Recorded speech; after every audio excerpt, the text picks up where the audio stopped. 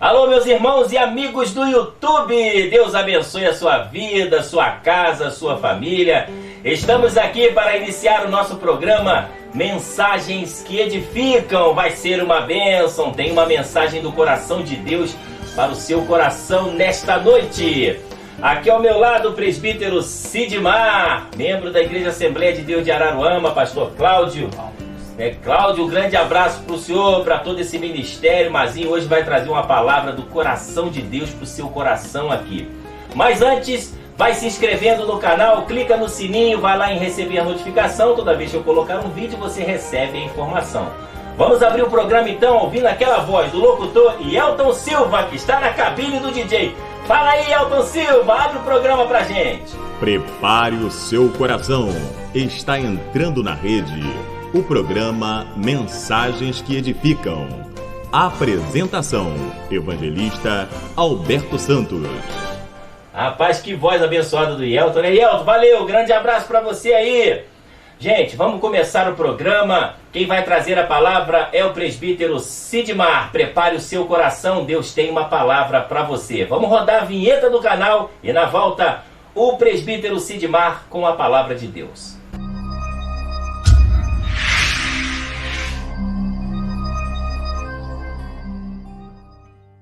A graça e paz, meus irmãos.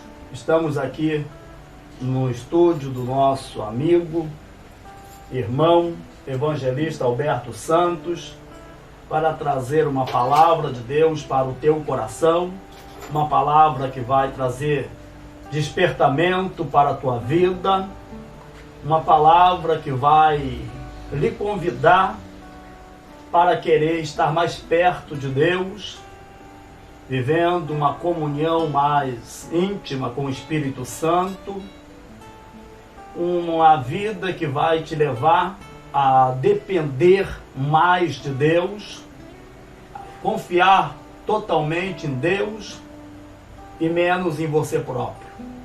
É uma palavra que, se você colocar em prática, guardar no teu coração, eu tenho certeza e convicção plena que a sua vida espiritual nunca mais será a mesma. Eu tenho certeza que a sua vida sofrerá uma mudança para melhor e o nome do Senhor vai sempre ser glorificado na tua vida. E o texto que eu quero ler como base para esta palavra se encontra no livro de Atos, no capítulo 2, no versículo 41 até o versículo de número 47. A partir desse texto eu vou explanar a palavra para o teu coração. Diz assim: de sorte que foram batizados os que de bom grado receberam a sua palavra. Naquele dia agregaram-se quase 3.000 almas e perseveravam na doutrina dos apóstolos, na comunhão, no partir do pão e nas orações. Em cada alma havia temor, e muitas maravilhas e sinais se faziam pelos apóstolos. Todos os que criam estavam juntos e tinham tudo em comum. Vendiam suas propriedades e fazendas e repartiam com todos, segundo cada um tinha necessidade. E perseverando unânimes todos os dias no templo, e partindo o pão em casa, comiam juntos com alegria e singeleza de coração, louvando a Deus e caindo na graça de todo o povo. E todos os dias acrescentava o Senhor à igreja aqueles que se haviam de salvar. Com base a partir desse texto que nós acabamos de ler, eu quero trazer uma palavra abordando o seguinte tema: aprendendo com a igreja primitiva. Quando falamos de igreja primitiva, estamos falando da igreja do primeiro século. Estamos falando da igreja que nós encontramos a sua história registrada no livro de Atos dos Apóstolos, que é o livro histórico do Novo Testamento. E quando nós olhamos para a história dessa igreja registrada no livro de Atos, nós podemos observar que essa igreja, ela tem muito para nos ensinar. Aquela igreja, ela serve como modelo para a igreja de todos os tempos, de todas as épocas e de todas as eras. Eu quero frisar aqui 4 coisas que essa igreja tem para nos ensinar e que nós precisamos copiar e colocar em prática para sermos como aquela igreja foi. 4 coisas. A primeira coisa é que a igreja primitiva, ela orava. A igreja primitiva era uma igreja de oração. A oração, ela é o elo de comunhão entre nós e Deus. É por meio da oração que nós nos comunicamos com Deus. É por meio da oração que nós conhecemos os projetos de Deus para as nossas vidas, por meio da oração e também da palavra de Deus. São coisas que precisam andar juntas. Quando nós olhamos para a igreja primitiva, nós vamos ver que é uma igreja que nasceu embaixo de oração.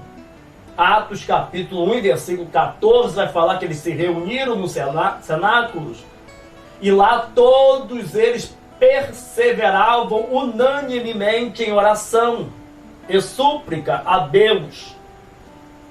O que acontece? Eles se reuniram, estavam todos com o mesmo propósito, com o mesmo objetivo, e estavam colocando o propósito, o desejo do seu coração diante do Senhor por meio da oração. Nós precisamos, como igreja, aprender a orar. Nós não podemos apenas conhecer sobre oração, conhecer os ensinos bíblicos sobre oração. Não podemos conhecer a teologia da oração, mas nós precisamos mais do que isso praticar a oração. Eu e você, nós precisamos orar. A igreja primitiva nasceu debaixo da oração. A igreja ela precisa orar como a igreja primitiva orava, como os cristãos dos primeiros séculos oravam. Ela nasceu embaixo de oração. Ela prosseguiu em oração. A vida de oração da igreja não pode ser uma coisa monótona, não pode ser uma coisa rotineira. Hoje nós oramos, mas amanhã nós deixamos de orar. Hoje nós oramos, em ocasiões especiais nós voltamos a orar. Nós precisamos orar diariamente. Nós precisamos disciplinar o nosso tempo de tal forma que nós venhamos sempre ter, durante o dia, um momento separado para a oração. O pastor Paul Yong-Soo da Coreia, ele, em um de seus livros, ele disse uma coisa interessante. Ele disse que a primeira prioridade do cristão é a oração. A segunda prioridade do cristão também é a oração. E a terceira prioridade do cristão também é a oração. Uma igreja que ora é uma igreja vencedora. Uma igreja que ora é uma igreja que ela vai triunfar. Porque a igreja nasceu em oração, prosseguiu em oração e ela triunfava exatamente por meio da oração. Esses cristãos, eles foram muito perseguidos. Porque a oração também, ela não nos livra de passarmos por perseguições. Mas a oração, ela faz com que o Espírito Santo nos impulsione, nos inspire, nos dê condição para encarar as perseguições e triunfar contra as perseguições. A oração, ela vai trazer a direção de Deus para a forma que nós precisamos agir mediante as perseguições que possa bater na nossa porta. Talvez você está sendo perseguido, estão te perseguindo. Quem sabe estão falando que você fez coisas que você não fez. O que você precisa fazer diante de uma situação como essa? Então somente você precisa botar o seu joelho no chão, se conectar com os céus e colocar a sua situação diante de Deus, sabendo que existe um Deus todo-poderoso, Criador do céu e da terra, que está te ouvindo, está te vendo e que é poderoso para te dar graça para você viver esse momento difícil. Você precisa orar, você precisa perseverar em orar, e quando você entende que você precisa orar e perseverar, orar continuamente, como diz a Bíblia em Atos capítulo 12, versículo 5, sabe o que acontece? Você vai tão somente triunfar por meio da graça e do poder de Deus. A igreja primitiva era uma igreja de oração, uma igreja que orava. A segunda coisa que a igreja primitiva tem para nos ensinar é que a igreja primitiva era uma igreja cheia do Espírito Santo. Nós precisamos ser cheios do Espírito Santo. Precisamos ser uma pessoa impregnada do Espírito. Precisamos ser uma pessoa que o nosso interior é iluminado pelo Espírito. Que a nossa mente ela é iluminada pelo Espírito. Precisamos ser uma pessoa que anda no nosso dia a dia em conexão com o Espírito Santo. Precisamos ser uma pessoa com sensibilidade para ouvir a direção do Espírito de Deus para a nossa vida. Glória ao nome do Senhor. A igreja ela nasce, né? Ela nasce cheia do Espírito. Atos capítulo 2, no dia de Pentecostes, quando aqueles cristãos estavam reunidos em oração, Atos 2, no versículo 4, vai dizer que todos eles foram cheios do Espírito Santo e falaram em outras línguas, conforme o Espírito Santo lhes concedia que falasse. Ali nasce uma igreja cheia do Espírito. Mas uma igreja cheia do Espírito, ela precisa ter uma vida regrada de acordo com a palavra e juntamente com a oração, para que ela possa permanecer na plenitude do Espírito. Os obreiros da igreja primitiva eram cheios do Espírito. Os obreiros da igreja dos nossos dias também precisam ser cheios do Espírito. Quando olhamos para a história do livro de Atos, nós vamos ver que os diáconos eram cheios do Espírito. E os nossos diáconos precisam ser cheios do Espírito. Os missionários, Atos 13, vai registrar isso. Eles também eram cheios do Espírito. Nós precisamos de pessoas que amam a obra de Deus, que amam a Deus, que amam as vidas que estão perecendo, de pessoas cheias do Espírito. A igreja não está na terra para tratar de coisas que estão ligadas simplesmente a essa vida. Não. A igreja está na terra para cumprir um propósito de Deus. A igreja está na terra para cumprir um propósito do céu. E a igreja que cumpre o propósito de Deus, um propósito do céu, que ela entende que está a serviço de Deus, ela só consegue realizar essa tarefa quando ela for cheia do Espírito Santo. Eu estou falando da igreja em sua totalidade, mas isso precisa começar por individualidade. Pessoas devem ter essa iniciativa de clamar a Deus até que os céus venham a se fender e Deus venha derramar a chuva do Espírito de Deus sobre a igreja para regar a nossa alma, o nosso espírito e manifestar o teu poder, os dons espirituais que são ferramenta de trabalho da igreja para fazermos a obra de forma eficiente, de forma eficaz. Mas uma igreja que não é cheia do Espírito é uma igreja que vive na inércia. É uma igreja inoperante. E não é essa igreja que Deus quer. Não é essa igreja que Deus criou.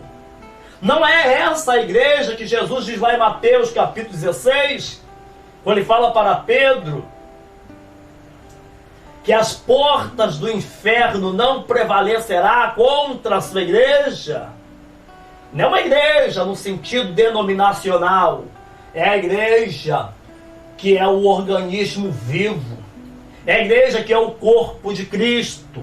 É a igreja que vive plena na presença do Espírito de Deus. Oravam para que novos crentes fossem cheios do Espírito. A igreja nasce do Espírito, ela tem obreiros cheios do Espírito e ela vai orar para que os novos crentes, os novos convertidos, também sejam cheios do Espírito. Atos capítulo 8, no versículo 14 ao 17, fala sobre isso. Nos versículos que antecedem, vai mostrar que Filipe vai para Samaria, ele prega em Samaria, milagres acontecem, pessoas se convertem. E sabe o que acontece? São batizadas, aquela coisa toda ali. A igreja de Jerusalém toma conhecimento de que Samaria havia recebido a palavra de Deus. E elas enviaram para lá Pedro e João. E quando Pedro e João chegam em Samaria, eles vão orar para que aqueles novos irmãos em Cristo, para que aqueles novos crentes recebam a plenitude do Espírito. Os crentes que têm experiência com Deus, que conhecem a Deus, que estão cheios do Espírito, ele não pode ficar com isso só para si. Ele precisa orar para que os cristãos, os novos cristãos, também recebam a plenitude do Espírito. Eles precisam orar para que os novos cristãos recebam o batismo com o Espírito Santo. Eles precisam orar para que os novos cristãos se renda diante do Espírito Santo e fala: eis-me aqui a minha vida diante de ti, para que tu possa fazer aquilo que lhe apraz. Seja cheio do Espírito, mas se preocupe, se importe, queira que o seu irmão também seja cheio do Espírito. Não guarde isso só para você. Bota o joelho no chão, peça ao Senhor para tocar, para trabalhar, para agir, para visitar os novos convertidos, para que eles possam respirar a presença de Deus em suas vidas, para a glória daquele que criou céu e terra. Aprendemos com a igreja primitiva que precisamos viver em oração. Aprendemos com a igreja primitiva que precisamos ser uma igreja cheia do Espírito. Aprendemos com a igreja primitiva que precisamos evangelizar, porque a igreja primitiva era uma igreja que evangelizava. E essa é uma função dada à igreja. Se a igreja não cumprir, ninguém mais vai cumprir essa função. Os anjos não descem do céu para evangelizar. Quem tem que evangelizar é eu e você, somos nós que somos igreja. Essa tarefa da evangelização no mundo foi dada a nós, a igreja, e não os anjos. O Espírito Santo também em si não faz a evangelização, ele trabalha através das nossas vidas para apresentar Cristo como Senhor e Salvador para os pecadores, e o Espírito Santo vai trabalhando, quebrantando os corações, convencendo as vidas, e as pessoas vão entendendo o plano, o propósito da salvação de Deus para as suas vidas. A igreja primitiva era uma igreja que ela pregava nos templos. Nós devemos pregar nos templos. Mas a igreja não pode ficar aprisionada dentro de 4 paredes, dentro de um ambiente de culto bonito, confortável, aconchegante, quem sabe poltronas macias, confortáveis, ar-condicionado, ouvindo sermões através de aparelhagens sofisticadas. Não, a igreja está na terra para muito mais do que isso. A igreja está na terra para sair para os 4 cantos do mundo. Atos capítulo 1, versículo 8 fala sobre isso. Eis que eu sobre vós, eu envio a promessa de meu Pai, ficar em Jerusalém, até que do alto sejais revestido de poder. Esse versículo é de Lucas 24, 49.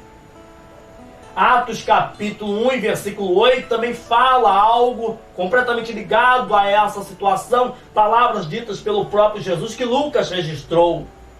Ele diz, mas recebereis a virtude está falando de poder do Espírito Santo, ao descer sobre vós, e ser-me-eis testemunhos em Jerusalém, Judeia, Samarias e até aos confins da terra.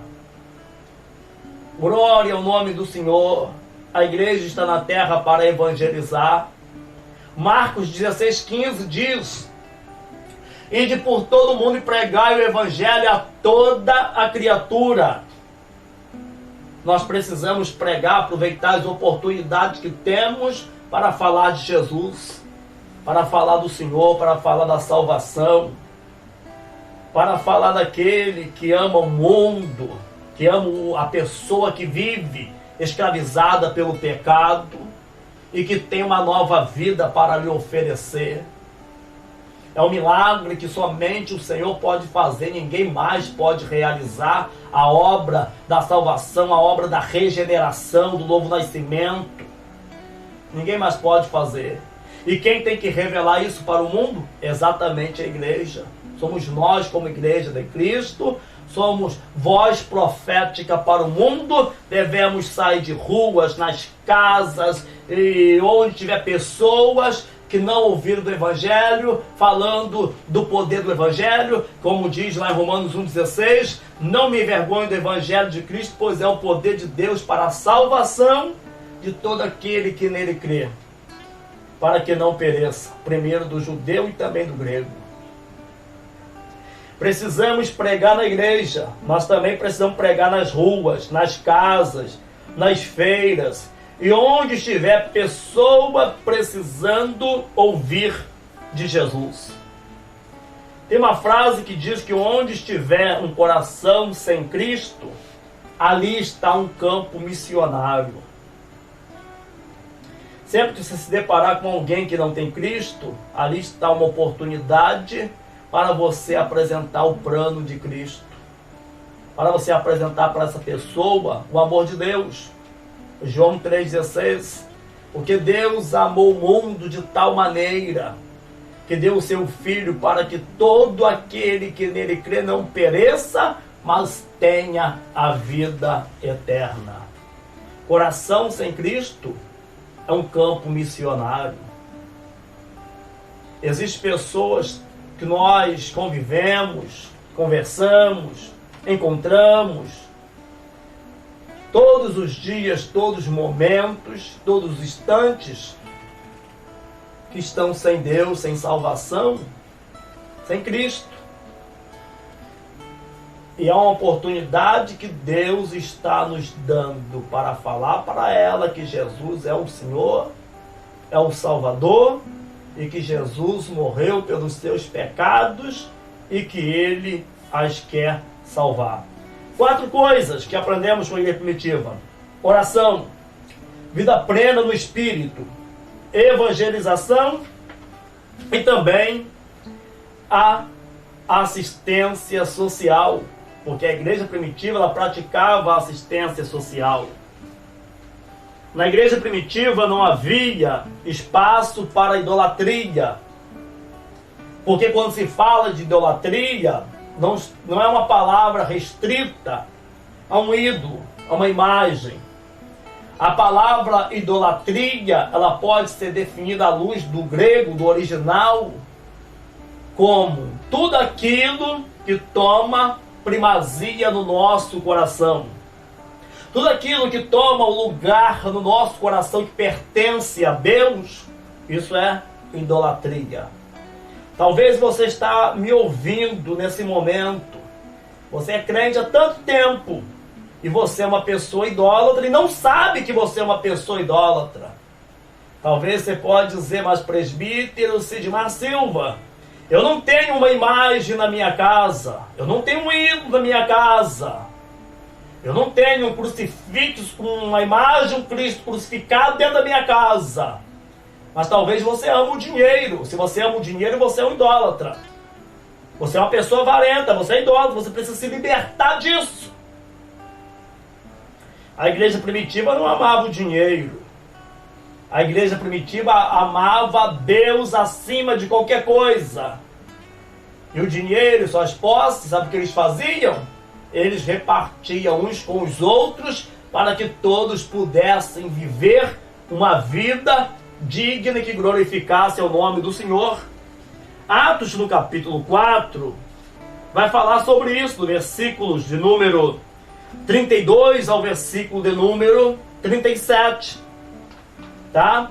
E Mateus capítulo 6, versículo 24, vai falar que nós não podemos amar a Deus e ao mesmo tempo amar a mamon, amar o dinheiro, não é? A igreja primitiva era uma igreja totalmente liberta desse mal. Olha o que Mateus capítulo 6 e versículo 24, a palavra do próprio Jesus está dizendo: ninguém pode servir a dois senhores, porque o há de odiar a um e amar o outro, ou se dedicará a um e desprezará o outro. Não podeis servir a Deus e a mamon. E a igreja primitiva, ela entendeu muito bem o que era isso. Atos no capítulo 4, no versículo de número 34, diz assim, ó: não havia, pois, entre eles necessitado algum, porque todos os que possuíam herdade ou casa, vendendo-as, traziam o preço que fora vendido e depositavam aos pés dos apóstolos, e repartia-se cada um segundo a necessidade que cada um tinha. Alguém vendia uma propriedade, pegava o valor e entregava os apóstolos. Não era para enriquecer os apóstolos, não. Ninguém tem direito de fazer isso para se enriquecer. Os apóstolos administravam aquilo de tal forma que eles supriam as necessidades uns dos outros. Esse irmão tem muito. Ele vendeu algo que... Ele quis vender algo que era dele, era uma herança, era algo que era uma propriedade dele.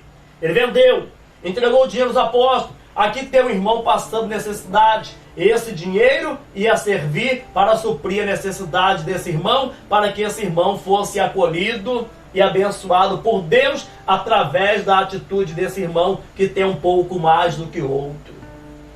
Ela tinha uma assistência social maravilhosa e nós precisamos também nos preocupar com a assistência social. Vou recapitular aqui, já partindo para a conclusão da palavra que eu estou ministrando aqui nesse momento.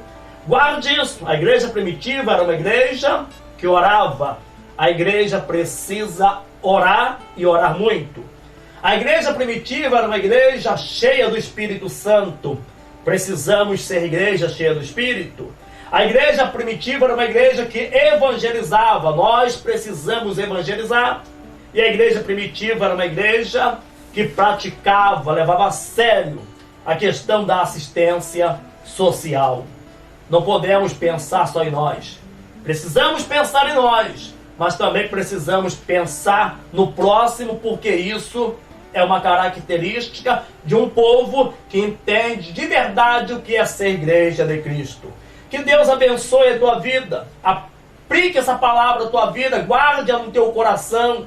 Coloque em prática, que você vai ver que a sua vida vai mudar por completo e Deus vai ser glorificado na tua vida, Deus vai ser glorificado na tua casa, Deus vai ser glorificado na tua família, Deus vai ser glorificado na congregação que tu serve a Deus, independente da denominação que você serve ao Senhor. Deus não tem denominação, Deus tem uma igreja. E a Igreja de Cristo está espalhada nas denominações. A metodista, a assembleia, a presbiteriana, batista, Nova Vida e outras denominações que estão aí anunciando o Evangelho de Cristo. Que Deus abençoe a tua casa, a tua família. Eu quero 1 minuto fazer uma oração pela tua vida em nome do Senhor. Pai querido e Pai amado, tudo que eu tenho é te agradecer, é te exaltar, te glorificar pela tua grandeza, pelo teu amor, pela tua graça inaudita e que nós não merecemos. Pai querido, muito obrigado.